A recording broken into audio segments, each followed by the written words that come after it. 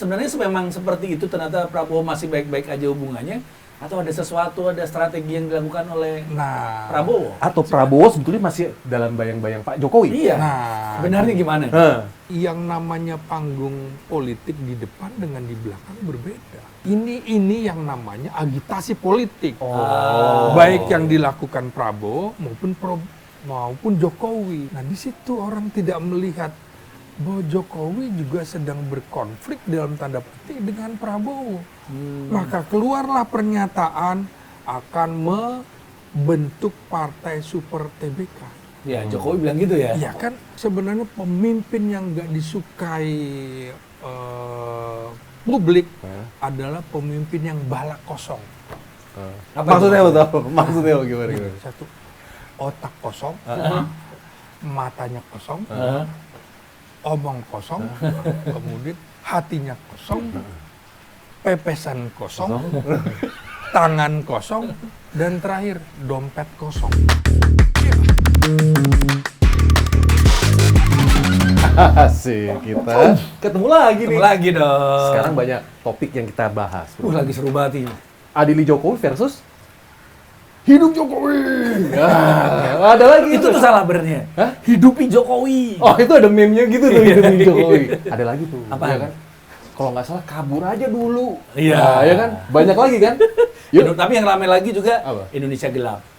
Gelap apa? Remang-remang? Gelap. Ini udah menuju gelap gulita. Kita tanya pakarnya yuk. Pastinya. Yuk. Ayo. Bang. Selamat ginting. Halo. Asik. Selamat siang. Selamat datang di Blak-Blak. Bang, ini partner baru gue nih, gue kenalin. Lebih blak-blakan dari blak-blakan. Alim ya, kalem. Kalau zaman dulu kan ada yang bilang lebih tentara dari tentara. Kalau ini lebih blak-blakan dari podcastnya blak-blakan. Makanya gue ajak. Jadi ini sebenarnya mau interview atau mau interogasi gue? Bener ya? Iya kan? Udah kayak begini kan, 21. Tapi nggak terintimidasi dong. Oh gitu ya. Iya kan? Karena kan apa? Mantan aktivis. Oh gitu ya. Sudah terbiasa ya? Sudah terbiasa. Emang ada mantan aktivis Tetap ya? tetap ya? Iya. Oh, tetap. Jurnalis ya jurnalis. Jurnalis senior nih. Nah, iya kan? kemudian guru ya guru. Nah, Nggak sekarang ada ini istilah Bang pensiun. Slamet ini Iya. jadi jurnalis senior, aktivis atau akademisi sekarang. Di sini nih, Nah, di sini ya. menghadapi gue dan Aji. Ayo, Kayaknya 3 unsur deh. hajar ya. Ajar ya. Oke. Berarti harus benar-benar jujur-jujuran semua. Jujur-jujuran belak-belakan ya. Jujurlah padaku ya. Bang. Oke, siap. Ini sekarang topik pertama nih. Ini paradoks kalau menurut gue. Di satu sisi Adili Jokowi itu di mana-mana kan coretan Ya, kan. lagi rame. Tapi di ulang tahun Gerindra, Bang. Tiba-tiba presiden yang sekarang ya. Iya, gitu. Nah, itu gimana, Bang? Itu maksudnya karena loyalitas, karena apa nih, Bang? Terserah deh, analisa lo apa, Bang? Dari mulai Adili Jokowi berarti ya. Ya, Ya. boleh dong, iya dong. Nah ini kan kita baru saja menerima informasi yang mengejutkan ketika OCCRP menetapkan Jokowi sebagai nominasi finalis pemimpin Terkorup di dunia. Berangkat dari itu, kan ini sesuatu yang kontroversi yang tidak pernah terbayangkan oleh Jokowi maupun pendukungnya. Ini dicatat nih oleh mahasiswa. Nah, kebetulan sebagai dosen, mahasiswa juga banyak nanya itu. Ini kan memang organisasi wartawan investigasi. Ya. Jadi menempatkan Jokowi adalah pemimpin yang menyalahgunakan kekuasaannya selama dia memerintah selama 10 tahun itu. Korup dalam pengertian juga menyalahgunakan kekuasaan. Nggak melulu tentang ambil uang ya berarti kan? Enggak Ya. selalu itu. Berarti kebijakannya nih yang Iya, korup. penyalahgunaan kekuasaan itu korup. Oke. Ya. Termasuk penyalahgunaan bagaimana anaknya bisa sampai ikut pilpres. Itu di garis bawah itu. Karena ini kan termasuk wakil presiden termuda di dunia. Nah, itu dicatat. Dengan dasar itu mahasiswa melihat bahwa ternyata raport Jokowi itu indeks korupsinya terburuk di era reformasi. Indeks demokrasi terburuk. Ya. Nggak salah dong OOCCRV, ya kan? Berkelindan dengan penilaian dari indeks korupsi, indeks demokrasi itu. Maka setelah berakhirnya pemerintahan Jokowi, mahasiswa merasa bahwa ini saatnya harus diingatkan juga kepada pemerintah Prabowo Subianto. Ini Jokowi harus turut bertanggung jawab atas krisis ekonomi. Ya. Jadi krisisnya memang bukan cuma di Indonesia, krisis dunia juga. Ya, siapapun harus bertanggung jawab. Tapi seambiar ini ekonominya tuh salah satunya dari itu, jor-joran itu. Ini kan kesalahan kebijakan Oke. yang menyebabkan kebijakan ugal-ugalan menyebabkan krisis gitu. Nah, ini diminta pertanggungjawaban, hal yang wajar aja sebenarnya. Ya. Kalau kita di mahasiswa senat gitu, lu ketua senat tanggung jawab lo. Ya. Dulu kok jadi kacau balau nih kita. Nah, sesungguhnya biasa-biasa aja gitu ya.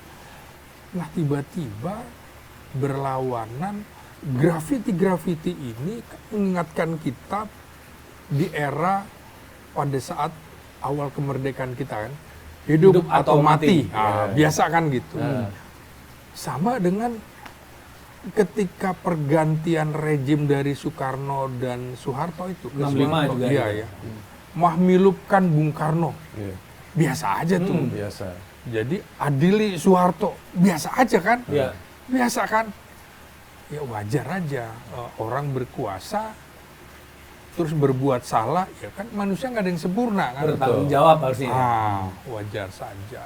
Tapi di tengah situasi adili Jokowi yang melebar ke sejumlah kota itu, maka Presiden Prabowo kan juga mengemukakan mikul dhuwur mendem jero, ya kan? Artinya pemimpin itu ya harus kita jaga kehormatannya. Ini mengingatkan kita pada Presiden Soeharto yang tidak mau mengadili Bung Karno. Nah, waktu itu permintaan mahmilupkan. Alasannya mikul dhuwur mendem jero. Tapi kan kalau Bung Karno kayak disiksa begitu, Bang. Iya kan? Digituin aja di Wisma Yaso kan. Nah, sampai meninggal. Enggak, dalam pengertian tidak mau diadili secara hukum, hukum, ya. secara hukum. Tapi ini kan membuat situasi menjadi tidak jelas nih bersalah, salah apa benar. Gitu. Iya, Jadi orang terus berpikirnya Soekarno salah apa benar, Soekarno salah, nggak ada kepastian. Nah, jadi kasus pernyataan Prabowo itu dari mikul dhuwur mendem jero kemudian mengagetkan juga. Hidup Jokowi, hidup Jokowi. Karena belum ada sejarah nih, ya. Soeharto hidup Bung Karno nggak pernah. Gitu kan. Berarti belum ada sejarah. Belum pernah Presiden itu sekarang memuji pendahulunya itu belum ada. Belum pernah. Oke. Nah itu berarti kenapa ini? Nah itu dia. Oke. Sampai Pak Habibie juga mengatakan memang Pak Harto guru politik saya, tapi nggak sampai menggelegar hidup Soeharto, nggak ada kan? Nggak ada. Kayak Aji itu kalau di depan panggung gitu tuh dia. Gitu ya. Nah, tapi kan berarti kan sebelum-sebelumnya orang berpikir wah ini kayaknya hubungan Presiden Prabowo dan Jokowi kayaknya mulai renggang kan. Kemarin dengan beberapa kebijakan-kebijakan yang kemudian berlawanan dari masalah pagar laut, Pilkada Jakarta, kemudian masalah beberapa proyek-proyek PSN yang dievaluasi lagi. Iya. Orang-orang berharap wah ini Prabowo kayaknya mulai lepas dari bayang-bayang Jokowi. Di ulang tahun Gerindra kayak pupus semua harapan. Kayaknya kalau mereka itu sebenarnya memang seperti itu, ternyata Prabowo masih baik-baik aja hubungannya, atau ada sesuatu, ada strategi yang dilakukan oleh Prabowo? Atau Prabowo sebetulnya masih dalam bayang-bayang Pak Jokowi? Iya. Sebenarnya gimana? Apa yang diucapkan Prabowo pasti mengandung dua arti juga. Karena politik itu jangan dilihat panggung depannya aja. Hidup Jokowi. Terus Anda mengartikan Prabowo dukung Jokowi sepenuhnya. Kan enggak. Di satu sisi sebelumnya dia sudah mengatakan, kemudian ini kan kaget nih. Diawali dari pernyataan di Harlah 102 NU itu ya. Muslimat itu. Muslimat. Bahwa dia itu tidak bisa dipisahkan lah, Jokowi. Jokowi mangkak lah kalau orang Jakarta bilang kan. Tapi di sisi lain kemudian dia membuat kebijakan-kebijakan yang kontradiksi. Misalnya, tiba-tiba Rapimnas Gerindra menjadi kongres luar biasa. Di kongres luar biasa, kemudian ada pernyataan Prabowo akan dicalonkan kembali 2029 menjadi calon presiden 2029. Padahal baru 4 bulan nih. Iya. Ini kan sangat instan. Ini ada apa? Ada apa dalam pengertian sebenarnya Prabowo sedang mengunci semua pihak. Baik di Partai Gerindra maupun di Koalisi Indonesia Maju dan juga peluang Jokowi. Di situ kemudian Jokowi, menurut saya ya, nggak ada harapan lagi masuk ke Gerindra. Loh kan sudah ada, udah dikunci. Ya. Artinya Gibran pun nggak akan mungkin di situ. Nah di situ orang tidak melihat bahwa Jokowi juga sedang berkonflik dalam tanda petik dengan Prabowo. Maka keluarlah pernyataan akan membentuk partai super TBK. Ya, Jokowi bilang gitu ya. Iya kan? Sedang ditimbang-timbang, katanya begitu. Artinya kan sebenarnya ini pernyataan yang berlawanan. Oh, gue nggak bisa masuk di situ, nggak ada tempat. Oke? Tutup ya. Nah, belum habis dari pernyataan-pernyataan itu, tiba-tiba tawaran koalisi permanen. Koalisi permanen kan partai politik kan? Iya. Ya kan? Artinya semua yang tidak masuk dalam partai politik nggak bisa masuk. bisa ikutan. Makanya keluar langsung pernyataan Jokowi mau bikin partai. Karena kalau itu berarti dia nggak diajakin, dia nggak punya Nggak partai. diajakin. Iya. Nah, Gibrannya juga kan tidak punya partai politik. Karena ada PSI itu. Ya. Itu kan Kaisang. Ya kan Kaisang jadi ketumnya. Iya, tapi kan Gibran nggak punya partai politik. Bobi memang katanya sudah masuk. Gerindra. Udah dapat KTA udah. Nah, kan Gibran di Golkar juga enggak, Jokowi juga enggak, gitu. Artinya, sudah di situ kemudian ada permainan politik di antara keduanya. Friksi ya. Ada Iya, friksi. jadi kan yang namanya panggung politik di depan dengan di belakang berbeda. Berarti Pak Prabowo itu ini dong belajar cepat dari mentornya, sen kiri beloknya kanan. Nah. Sama kayak mentornya dong. Bisa begitu. Tapi politik itu memang panggung depan, panggung belakangnya belum tentu. Ya. Dukungan Jokowi juga terhadap Prabowo bahwa katanya nggak ada yang berani ngeritik Prabowo Subianto. Itu kayak Tapi provokasi langsung itu, bro. Nah, Tapi itu langsung dibayar tuntas oleh mahasiswa Iya, sampai nah, itu seminggu. dia. Kayak Jadi- provokasi. Udah kayak gitu ya. Ini yang namanya agitasi politik. Oh. Baik yang dilakukan Prabowo maupun Jokowi. Ya, Jadi kira-kira kan begini nih. Mantan Kopassus diagitasi sama ini ya. Tukang kayu. Dibalas. Ini Nah, dibahas jadi, sama jadi gila. agitasi itu adalah upaya mempengaruhi khalayak massa untuk melakukan gerakan massa ya dengan cara membenturkan ada kontradiksi dari sebuah tindakan. Misalnya satu sisi nih ya, mahasiswa menuntut adili Jokowi. Ya. Kan sini hidup Jokowi, kontra kan? Kontra ya. Parah dong mahasiswa. Aduh, ini gua lagi sebel-sebelnya, dia lagi suka-suka aja kan? Kira-kira begitu kan? Benturan kan? Nah, sama kan? Ini juga ini nggak ada yang berani kritik, saya yang kena. Mahasiswa bergerak lagi. Jadi mahasiswa itu pasti dipengaruhi oleh kepentingan politik. Jadi dua orang ini sebenarnya sedang membakar-bakar gitu loh.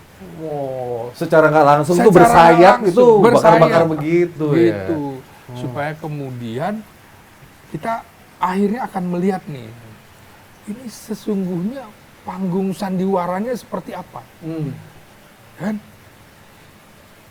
Sambil kalau kita lihat bagaimana reshuffle kabinet ini, menurut saya yang terjadi kemarin itu adalah reshuffle kabinet ecek-ecek. Karena Menteri sesungguhnya hanya satu. Iya. Hanya satu. Ya. Menteri Pendidikan Tinggi, Tinggi. Sains dan Teknologi. Ya. Satrio Sumantri Brojonegoro. Iya. Yang memang menurut saya dia tidak mampu memanage organisasinya, tidak mampu mengendalikan konflik dengan anak buahnya sehingga terjadi gesekan Ada demo, pegawai, fisik, gesekan verbal segala macam. Dan dia tidak siap dengan kondisi di mana harus ada efisiensi dan lain-lain, dan secara tidak langsung menyulut aksi mahasiswa juga. Contoh kan gini. Ini kalau gini caranya berpotensi UKT naik. Uang gitu kuliah ya? tunggal Iya, kan? iya, iya. Oh, masih pikir bener juga. Ini orang eksak nih, terlalu jujur ngomongannya kan. Nah, jujur kacang hijau. Nah, kemudian juga efisiensi ini juga menyebabkan tunjangan kinerja dosen guru bisa nggak kebayar nih. Mahasiswa, wah kasihan juga nih. Tapi kan langsung dibantah kan oleh pemerintah juga. Nggak ada efisiensi untuk pendidikan, ada pemotongan. Ya terlambat dong. Ya. Atau jangan diganti nih, dipaksa mundur kan akhirnya mengundurkan diri. Nah, karena dianggap tidak bisa mengontrol, mengendalikan kampus-kampus nih. Nah, itu salah satunya itu ya. Jangan-jangan kan? Berpikirnya begitu, iya. Nah, kan selain secara manajerial lemah, komunikasi publiknya juga lemah, sesungguhnya kan ada beberapa menteri yang memang secara personal kemudian tersangkut masalah-masalah hukum misalnya, kena periksa, kemudian juga kepribadiannya sebagai pejabat negara nggak pantas lah penyalahgunaan kekuasaan untuk kepentingan pribadinya baru 1 hari bikin surat gitu kan. Berarti maksudnya Bang Ginting itu harusnya jangan cuma satu itu dong, ada di beberapa. Kan banyak kan listnya. Sesungguhnya kan yang diminta publik ada 4. Ya, menurut Selios juga ada kan? Ya, ada menteri yang kinerjanya buruk kan? Natalius Pigai ternyata lebih galak ketika dia menjadi aktivis ketimbang menjadi menteri. Malah menuntut dana 20 triliun gitu kan. Oh, tapi kan dia kan bilang, selama 100 hari ini belum ada loh yang ditangkap. Kata dia begitu kan. Membanggakannya begitu kan. Oh, dia punya pacar 3 aja bangga. Nah, terus Bang. Ini kemudian kasus Budi Ari dalam pemeriksaan. Tadi Yandri Susanto, 4 itu kan termasuk dengan Menteri Satrio dan juga Bahlil. Artinya memang komunikasi publiknya buruk. Nah, ini yang diminta oleh teman-teman termasuk aktivis untuk diresafel. Ternyata Prabowo belum berani meresafel yang punya cantolan politik. Misal cantolan politik itu baik partai politik maupun elit politik. Budi itu cantolannya Jokowi kan gitu. Belum Kapolri juga ya. Nah, segala macam. Belum yang gas melon itu. Ya itu kan ketua umum partai Golkar. Ada 7 menteri loh di situ. Loh, iya. Ya, makanya. Tapi kan 7 menteri yang lain itu lebih bagus daripada Bahlil mungkin. Kenyataan loh. Jadi selain urusan gas kosong, sebenarnya pemimpin yang nggak disukai publik adalah pemimpin yang balak kosong. Maksudnya apa? Maksudnya gimana? Satu, otak kosong, matanya kosong, omong kosong, kemudian hatinya kosong, pepesan kosong, tangan kosong, dan terakhir dompet kosong. Artinya pemimpin yang tidak menyisakan anggaran setelah dia berakhir kepemimpinan. Oh, ada ya, Bang? Ada. Ada nggak? Enggak. Tahu nggak, Ji? Itulah pemimpin balak kosong. Nah, jadi Malah ninggal utang banyak tuh. jadi ini dinamika masih berlangsung. Kan yang menarik adalah demo mahasiswa ini. Iya, Indonesia gelap ya hashtagnya. Nah, awalnya itu 5 tuntutan. Sekarang jadi 13. Ya. Oh, luar biasa nih. Orang yang nggak pernah terpikirkan, jadi terpikirkan. Ini artinya adalah mahasiswa memang sekali lagi melihat dampak dari 10 tahun pemerintahan Jokowi ini, deflasi ekonomi pada bulan Mei sampai September 2024 itu menyebabkan 80.000 orang kehilangan lapangan pekerjaan. Itu versi Kementerian Tenaga Kerja. Versi beberapa ahli malah diperkirakan itu sampai 500.000 orang lapangan kerja. Maka kelas menengah yang tadinya sekitar 23% turun menjadi 17%. Mahasiswa dianggap bagian dari kelas menengah itu. Orang tuanya dianggap mampu. Yang disebut kelas menengah di Indonesia kira-kira begini. Ji, di rumah lu ada berapa orang? Misalnya 4 orang. Satu orang itu 2 juta. Jadi kalau 4 orang 8 juta. Penghasilan 8 juta itu udah kelas menengah katanya. Bukan miskin. Dalam satu rumah, bukan per orang ya? Bukan, dalam rumah. Dalam satu rumah, bro. Iya, jadi sekarang itu kan semakin turun ya. Mahasiswa itu menjadi wakil kelas menengah. Memang dalam pemilu itu mereka tidak, kelas menengah ini kan kalah dari kelas bawah.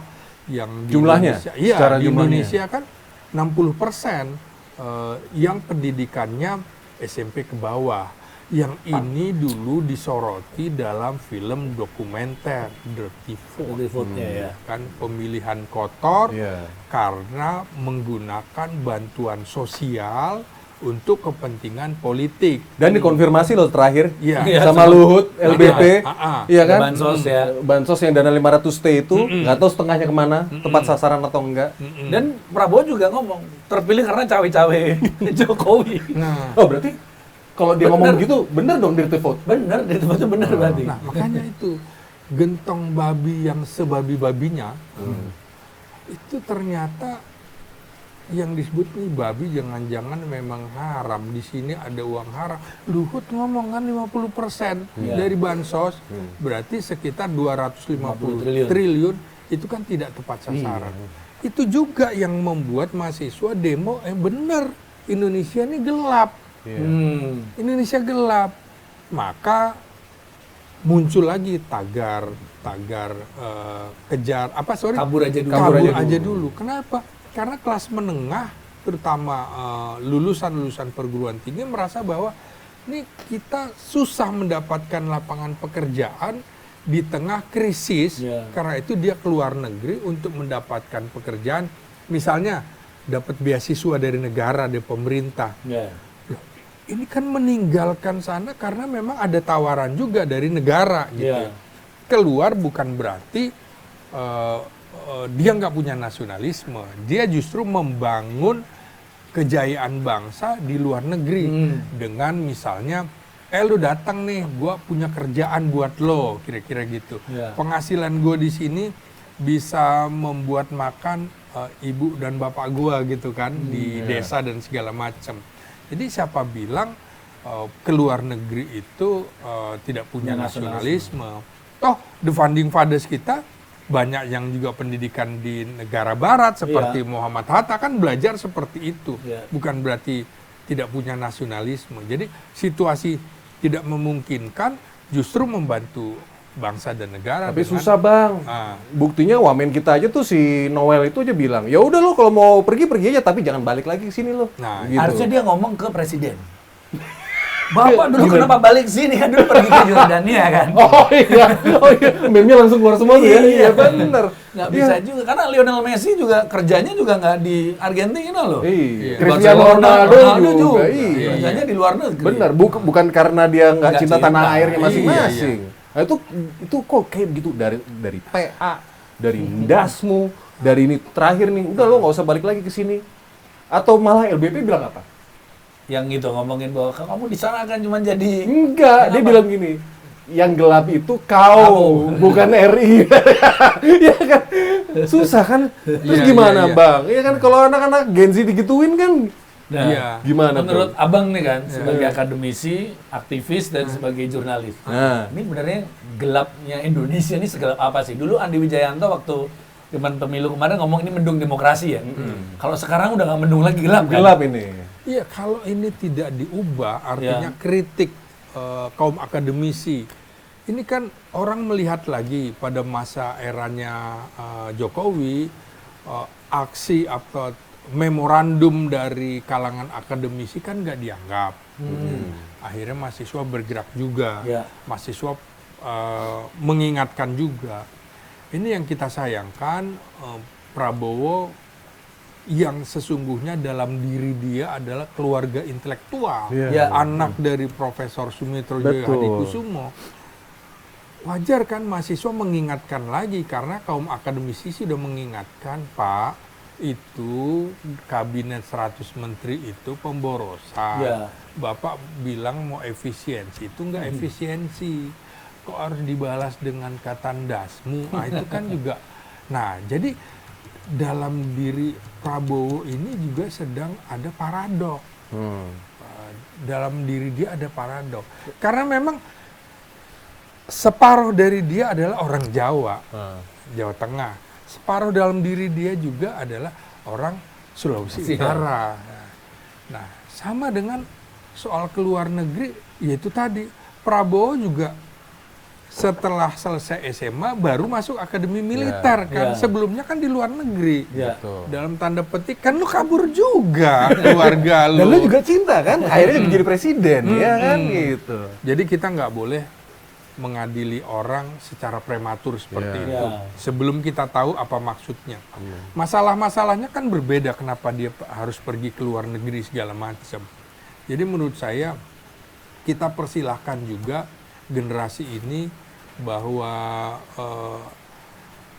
turunnya persentase kelas menengah menjadi 17% itu sesungguhnya juga menjadi sinyal kepada kita juga. Perubahan itu adanya di kelas menengah. Di Indonesia itu lewat mahasiswa, dari mulai Sumpah Pemuda, para pemuda kita bergabung. Dulu juga gitu, Tritura, waktu kemudian meminta Presiden Soekarno bertanggung jawab. Sama meminta Presiden Soeharto bertanggung jawab, kan sama. Gus Dur bertanggung jawab, itu kan kelas menengah, mahasiswa.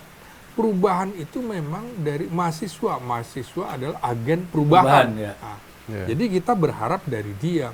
Kritik terhadap pemerintah, termasuk 13 tuntutan mahasiswa itu, menurut saya masuk akal dan sangat cerdas sekali. Luar biasa. Dan menurut saya, Prabowo tidak perlu malu kalau memang dalam 100 hari atau 200 hari tidak bisa melanjutkan kabinet 100 menterinya. Saya kira juga rakyat akan maklum kalau memotong sejumlah kementerian dan lembaga gitu. Soekarno juga begitu dulu, ketika 100 menteri diprotes. Loh, ini kita krisis. Terus maksudnya Bang Ginting harus dikecilin lagi nih? Terus berarti nanti ada yang reshuffle lagi? Nah iya, karena begini ya, menurut saya begini ya. Ini agak aneh di Indonesia ini ya.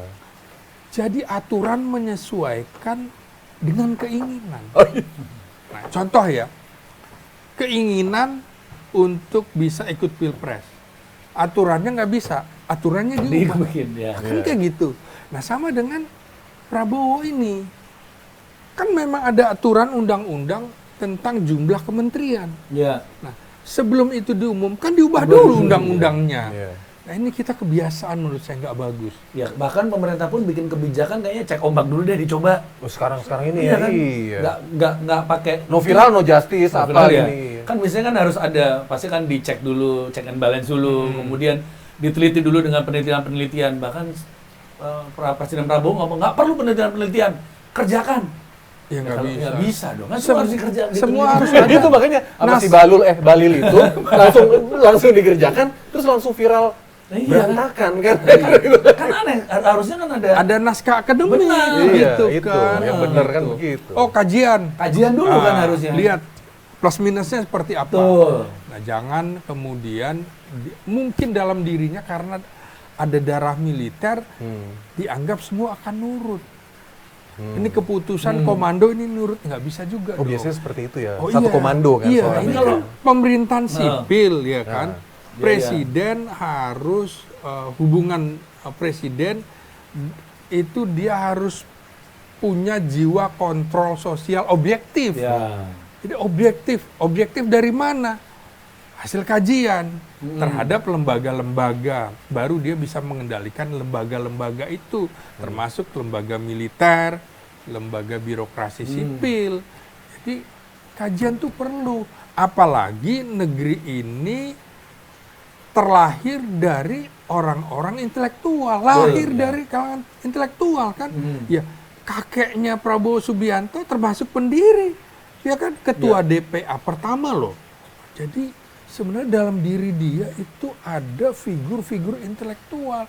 Harusnya sentimen positif itu lebih banyak ke dia daripada sentimen negatif, karena bapaknya juga ahli ekonomi. Kenapa dia juga tidak memikirkan bahwa ini bahaya loh kalau Anda nggak efisien, lemak jahat itu kan harus dihilangkan. Sesuai tadi. Anda kebayangan nggak sekarang betapa banyaknya staf khusus misalnya. Staf khusus kok bukannya ahli tapi buzzer gitu loh. Influencer itu siapa? Itu siapa tuh? Udah lulusan luar negeri. Oh, itu lulusan luar negeri. Tapi sulap. Ilmu sulap ya nggak pas di bidang pertahanan kan gitu kan. Gitu. Atau mungkin bisa ngilangin tank ya. Hilang. Itu langsung hilang.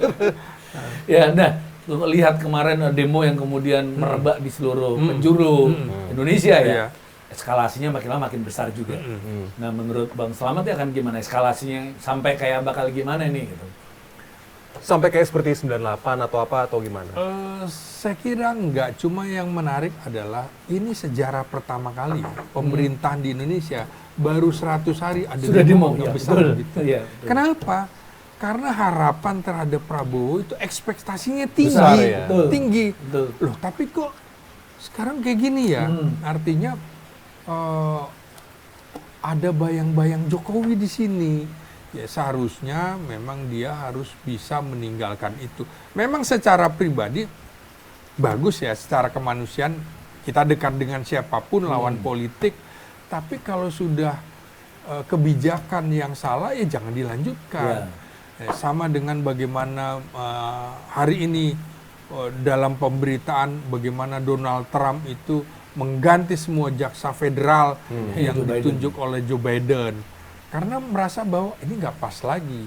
Nah, ini sebenarnya yang diharapkan mahasiswa kalangan cendekiawan supaya Jokowi punya jasa tapi dia punya salah juga jangan kemudian dia selalu menyatu. Ini kan sebenarnya yang dipesankan oleh SBY, jangan sampai ada matahari kembar. Gitu Malah kan? di TikTok saya baca, Bang, ada yang bilang, oh Pak Prabowo itu sekarang lagi dipinjemin kursi presiden sama Pak Jokowi. Itu bener apa enggak tuh? Nah, makanya sampai di mana-mana kan Iya, sampai di TikTok gitu loh. bikin Pada komen. kartun saudara kembar Wowo dan Wiwi kan iya kan? Ya mestinya oke lah ya menurut saya. Yang bagus dilanjutkan, yang tidak bagus ya sudah. Misalnya kan kebijakannya ini Prabowo lagi jadi orang Jawa banget sih sebenarnya. Nah, tapi menurut Bang Slamet dengan kita lihat backgroundnya Prabowo dan keluarganya, background Prabowo yang militer, keluarga intelektual, kira-kira Prabowo akan benar-benar bisa lepas dari bayang-bayang Jokowi dan akan menjadi Prabowo sesungguhnya nggak? Dan kapan tuh? Gue tambahin, Bang. Gue tambahin tuh. Harapan publik seperti itu kan. Ya kita kan harapan publik jadi nih. mahasiswa demo-demo itu itu sebenarnya kontra dengan yang adili Jokowi. Satu rangkaian tapi pesannya beda. Maksudnya berharap Prabowo itu ekspektasi terhadap Prabowo tinggi. Prabowo gimana pun juga Anda kami harapkan. Karena baru kali ini juga ada pemimpin nasional dalam waktu 100 hari itu tingkat kepuasan publik 80%. Jokowi 60%-an. SBY juga sekitar 60-an persen. Tapi kok udah begitu tinggi terkesan nggak percaya diri, Bang? Nah itu dia, Iya itu kan? yang Bingung disayangkan. saya, Bang. Makanya kenapa Indonesia gelap? Tadinya dianggap ini terang nih, terang benderang nih ada Prabowo. Tapi setelah dia sepertinya satu personifikasi dengan Jokowi, publik kecewa. Oh gelap nih kalau kalau dia meneruskan kebijakan Jokowi yang salah. Nah, makanya sebenarnya Prabowo sesungguhnya ya, publik sudah melihat ada keputusan-keputusan yang bertentangan. Misalnya pagar laut, bertentangan. Diawali dari ini deh, Pilkada Jakarta. Ya kan?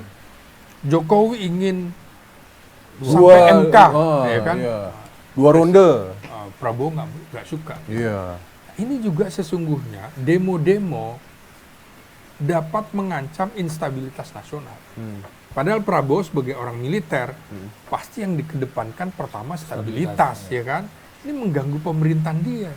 Maka ini sesungguhnya juga Prabowo sekarang dalam diri dia itu sedang bingung, sedang bimbang. Dia harus berbuat apa? Menghadapi rakyat atau menghadapi Jokowi? Dua-duanya. Nah, sekarang saya tanya ke Bang Ginting. Iya. Pak Prabowo ini sedang menggunakan apa? Sandi Yuda atau apa? Nah, jadi gini ya. Ke Pak Jokowi. Nah, dia ini mengalami benturan sebagai politikus sejak 2004. Oke. Saat terbuang dari dinas militer 9899 tepatnya. Dia akhirnya 5 tahun kemudian memutuskan untuk mengikuti kontestasi konvensi Partai Golkar. Dia sudah pelan-pelan menghilangkan unsur ketentaraan dalam dirinya. Oke. Dan ternyata itu tidak mudah. Dia sekitar 25 tahun jadi tentara, 25 tahun lebih juga menjadi bukan tentara, jadi sipil. Dalam diri dia tengah-tengah. Nah, pada 2014-2019 dia melawan Jokowi berhadapan-hadapan dengan secara langsung, nggak bisa. Karena memang nggak ada cerita tuh melawan presiden petahana menang tuh nggak ada cerita. Kecuali Megawati kemarin yang kalah. Tapi kan Megawati terpilih bukan lewat pemilihan langsung, lewat MPR menggantikan Gus Dur. Nah, SBY waktu itu coba contohnya, nggak ada yang bisa ngelawan dia. Di periode kedua dia, ya kan, betapa kuatnya. Nah, Prabowo melawan Jokowi pada periode kedua itu lebih sulit. Maka dia berpikir segala infrastruktur, suprastruktur politik dia kuasai, termasuk politik sprindik itu kan. Maka cara para komando yang berhadapan-hadapan itu sudah tidak bisa diandalkan. Tumbang Maka, aja. ya, maka cara Sandi Yuda tuh intelijen tempur. Sandi kan, Yuda itu tempur. Jadi dia bertempur dengan cara intelijen. Intelijen itu kan kecerdasan. Udah bukan otot lagi. Bukan otot lagi seperti para komando berhadapan-hadapan langsung. Udah. Dia pikir juga, lebih baik saya bergabung dulu sambil menyiapkan strategi. Dan ternyata betul. Nah, saya kira juga sekarang Prabowo masih memainkan gaya Sandi Yudanya menghadapi Jokowi. Apa kepentingannya, Bang? Kan udah mantan tuh.